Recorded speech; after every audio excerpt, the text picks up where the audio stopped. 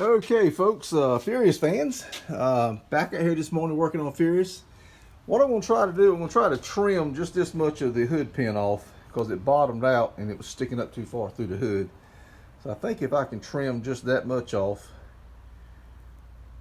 I think that's going to be what we need to do. That'll give us the room we need. And that ain't enough. We'll trim some more. I'll be back with you. Let me cut that a little bit off and see how that fits. Of course, we got to do both sides, obviously.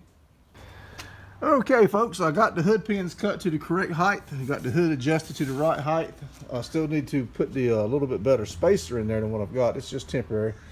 I went on and made my own little washers out of some body washers and drilled my 4 holes with my screws. Got the stainless screws. But what I think I'm going to do, I scuffed all this stuff up.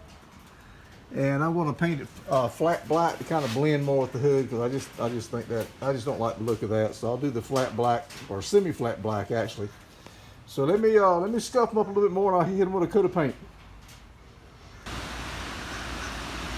Okay, folks, there you have it. Got a coat of paint on it. Let that dry for a little bit. Hit it with a second coat, and then probably let it dry overnight. And those suckers will be ready to be bolted down. Screwed down, excuse me, screwed down. I didn't mean to say bolted. I'm sorry, screwed down. That's what I use, by the way. That's probably not the right stuff, you know. You didn't tell me in time, so this is what I got. You should have told me, it's your fault. Okay, folks, I have got the hood pins done.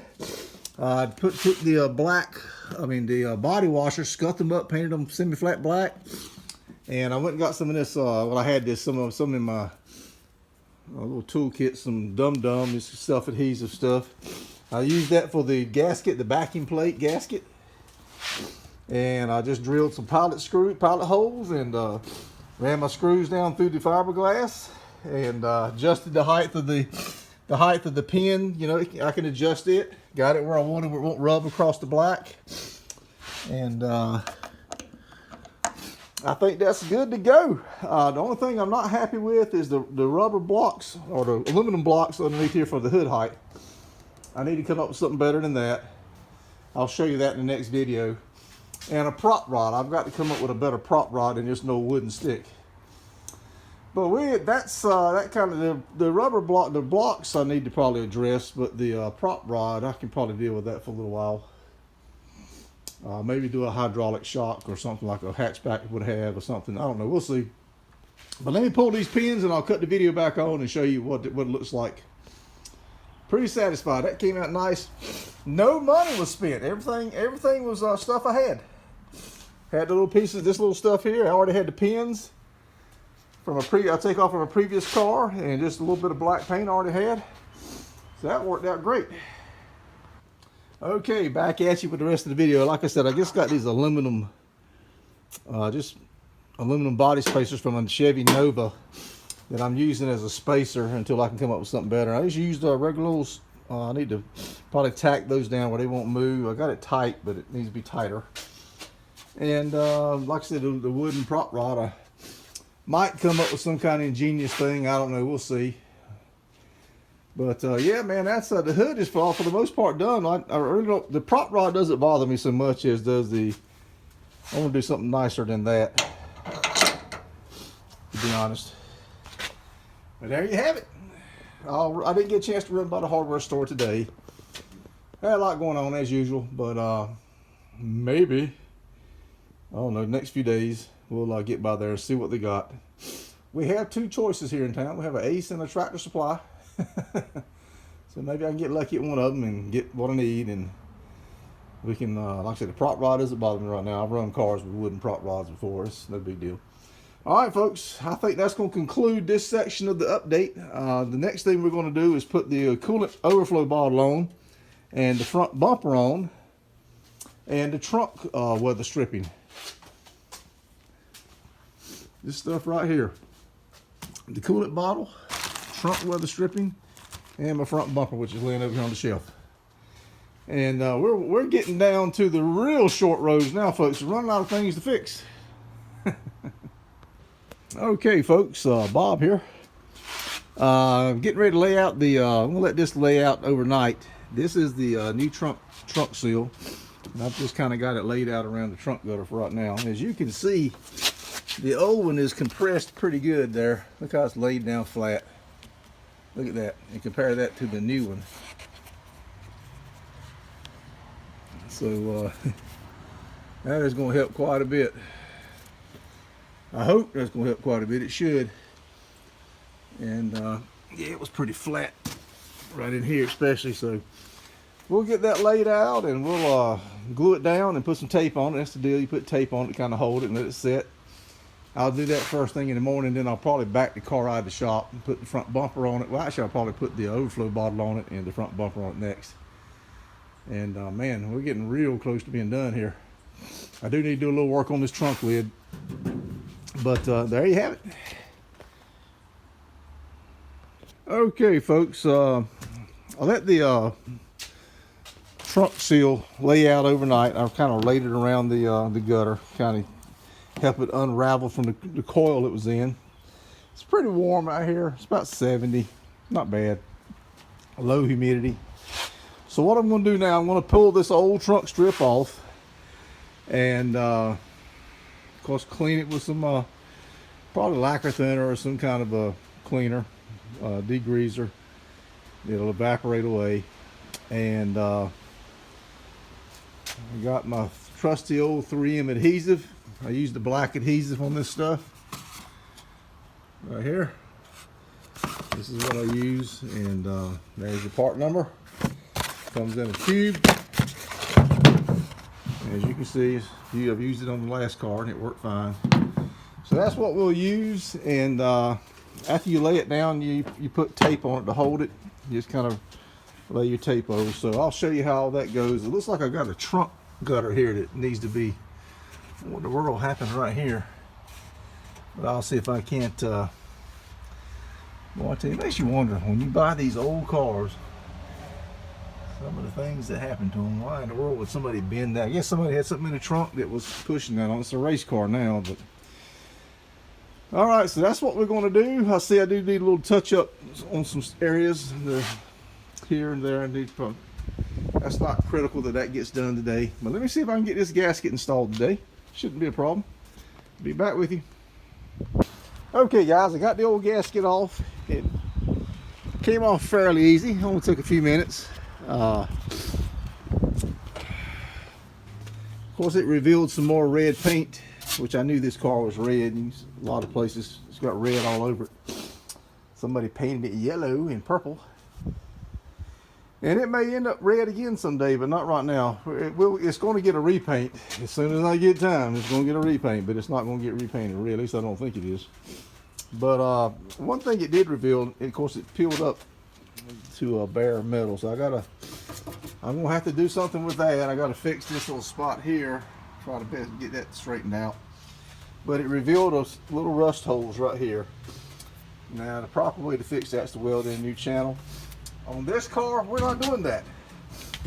This is just a little cheap drag car I'm throwing together. What I'm going to do, like I do in a lot of these cars, is I'm just going to do some epoxy. That two-part epoxy, body epoxy that hardens in there. I've used it on several cars. I used it on this Barracuda right here a couple years ago, and it still looks great. So that's going to put me a little bit of delay to prime all this stuff and to fix that. So I won't get the gasket on today, but maybe tomorrow we'll get the gasket on. But I'll show you the process of doing that, and we'll keep plugging away. I had a feeling I was going to find some rot somewhere, and I'm surprised that's all I found. I really am. I see there's a little spot up here where somebody's put some silicone, which is just normal. People do that on these old cars. All right, folks. Until the next one, I'll show you here in a little bit when we get the primer and the epoxy in. Okay, folks, I got that cheap parts store overflow bottle installed. And man, I am not at all happy at how it flops around. I think that'll eventually wear into this little plastic piece. So what I'm going to do is, there's a hole drilled right here already, and I'm going to drill another hole right here, and I'm just going to run this wire through it with a piece of like a little rubber hose around it. and just wrap it around here tight, and then pull it through, and then bend the wire upwards, and that'll hold it up against. And I got a piece of I don't know if you can see right there, I got a piece of that body dum-dum stuff, the deadener sound deadener stuff stuck there. And that wire will kind of hold it tight. The rubber hose will kind of keep it from hurting the plastic tank, and that should fix it.